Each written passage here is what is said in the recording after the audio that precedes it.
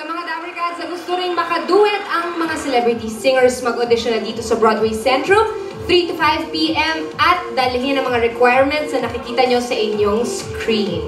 Here comes Just Do It finalist number 4. He is 25 years old, a freelance singer. Nakaduet niya ang 90s balladeer na si Chad Bora. From Santa Mesa, Manila, here's Jovary Gigantone. Jovary Gigantone, from Santa Mesa, Manila. I'm 25 years old.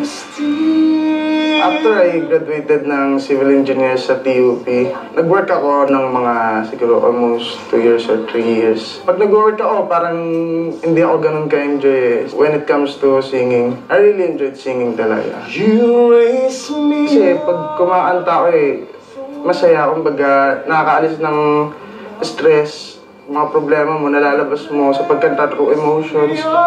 Start ako kumanta siguro mga 5 or 6 years old kasi dito pa lang sa video. Tinatrain ako ni Papa. Sumasali ako sa mga contest sa school, sa mga fiesta dati nung bata ako. Kung saan ka nag-enjoy, talagang hanap-hanapin mo di ba? Hanap ka ng paraan para makuha mo, ma-achieve mo yung pinaka-gusto mo sa buhay. Yung mga nalilikom kong budget, pwedeng makatulong sa family.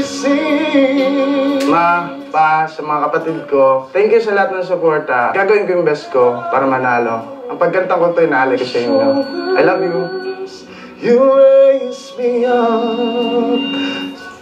Si Jove ay isang engineering graduate from TUP.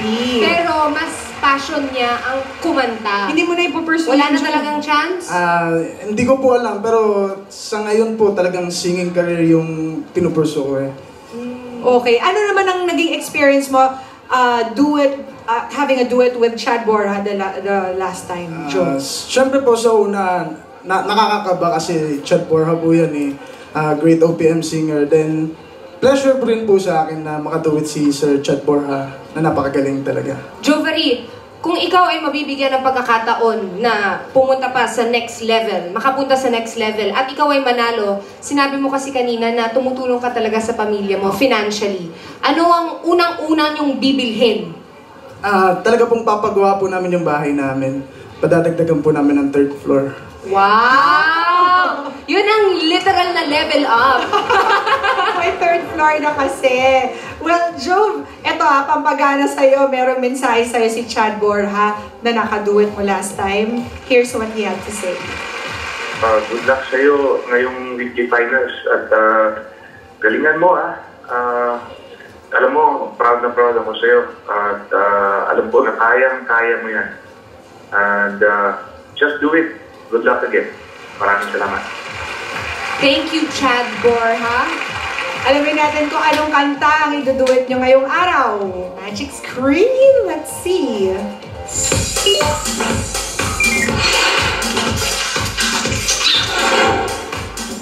Wow! This is the moment. Pang-finals din ito. Ka-level lang ako ang nagwagi. With Filipino balladeer Chad Bora, let's give it up for Jovary Gigantone. Good luck, Jovary, and just do it!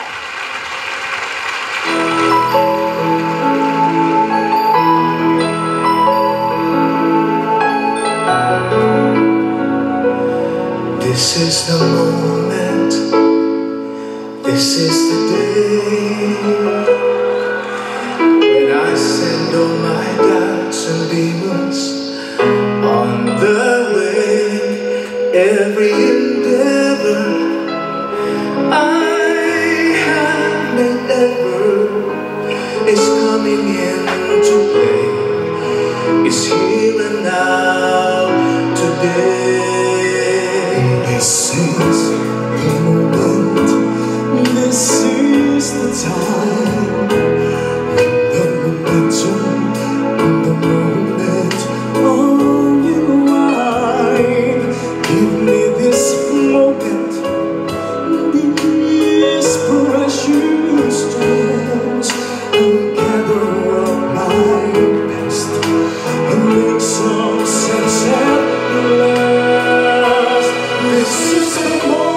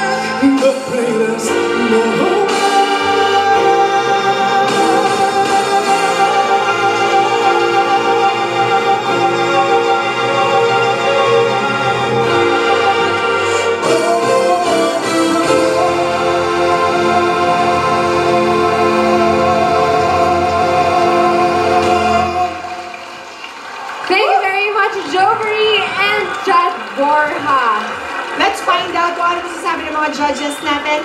We'll start with Aesop. Woo! Oh, ganun din. Woo! Bakit ganun yung pakiramdam ko? Grand finals na, no? Pero, one word para sa inyong lahat. Mismo. Mismo kasi ang lilinis nung kanta nyo para kayong nasa recording. Ang gagaling. Sa totoo lang po, ang hirap pumili. Di ba, Tito? Hi. Oh, so in English, yun yung ano, nailed it! You nailed it! Yung pala yung salamat. Sir Renz. Ang masasabi ko may isa akong description sa mga contestants natin. Apinado. Apinado sila. Kasi nakikipag-duet sila. May nagsi-second voice, pero hindi nawawala. Napakahusay. Bihira ho yung sumali sa contest na ikaw yung magse-second voice. Nais ko rin i-congratulate itong contest na to, singing contest na kakaiba. Dahil saan ka makakakita ng singing contest na kaduet mo ang isang professional singer. Kung minsan, idol pa ninyo. Napakaganda, napakagaling. Sana kung po pwede lang, piliin namin kayong 4 na manalo. Kaya lang, siguro, pero pag-uusapan namin kung po pwede. Pero sana, sa libro ko, panalo na kayong lahat. Ang sarap pakinggan. Oo nga. Maraming salamat, Sir Renz. Eto, mahirap i-impress tong judge na to. Isa pa siyang idol. Henyo Master Joy De Leon! Salamat rin sa pagpuri mo sa Just Joey. Saan? Do it po, do Saan? it. Hindi ba Just Joey ito? Just do it. Just do it. Well, may mga tenga naman tayo, alam na natin. Ang pinagtataka ko lang, bakit walang pinipili kayong singer na namayapa na? Para nang sa ganon, maganda ang mensahe nyo, di ba? Nagagawa yan dahil sa technology ngayon, di ba, Joey? Para may mensahe sa inyo yung... Wala lang special message. Gumawa tayo yung mga namayapa naman, just lamay or whatever. Nung pwede pa akong magsalita? Yes. Nung kumakanta yung si Dulce, yung sabi ko, pag pinag-decide ako doon sa dalawa, yung ka-duet niya, si Dulce at saka yung girl, ang decision ko, it's a tie. Sila ni Dulce, ah. Oh, imagine that. Nung narinig ko si Lian, iba eh. Gusto kong makisayaw, pero judge eh. Siyempre, pinakikinggan mo. Alam ko, hindi lang yun ang specialty niya eh. Marami pang nagagaya yan. So, hindi lang si Kichi yan. So, mas magaling siya kay Kichi. Dahil si Kichi, ewan ko, hindi ko may ginagaya ng iba. Ito, mukhang marami. Wow! Yung kanta ni asawa ni Ding Dong. Jessa. Si Jessa. Napakaganda nung song. Ngayon ko lang narinig yan, pero ang ganda pala nung song na yan. Dahil? Lalong pinaganda pa nitong si call center. Si Joy.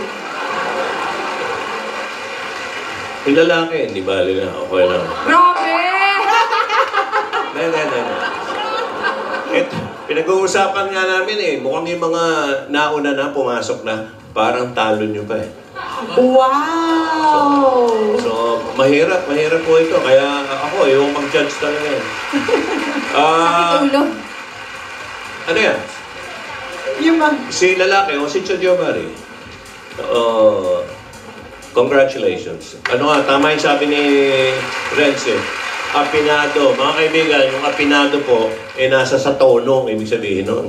Sa hole. Mismo. Sabi nga nitong babaeng traffic na to. Babaeng traffic.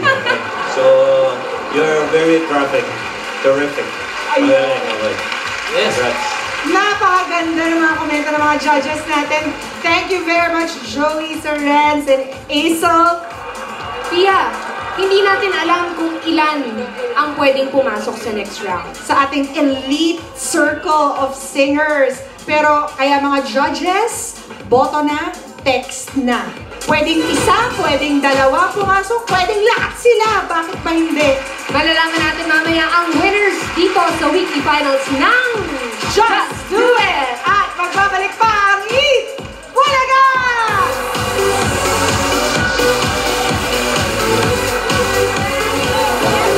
Alamin na natin ang panalo sa third weekly finals ng Just Do It.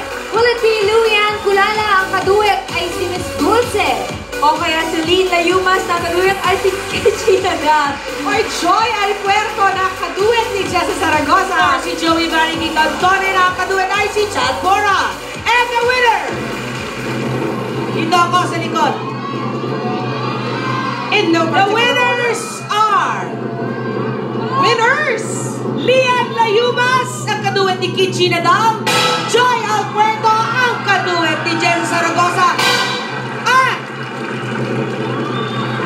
may isa pa. Dalawa na pasok.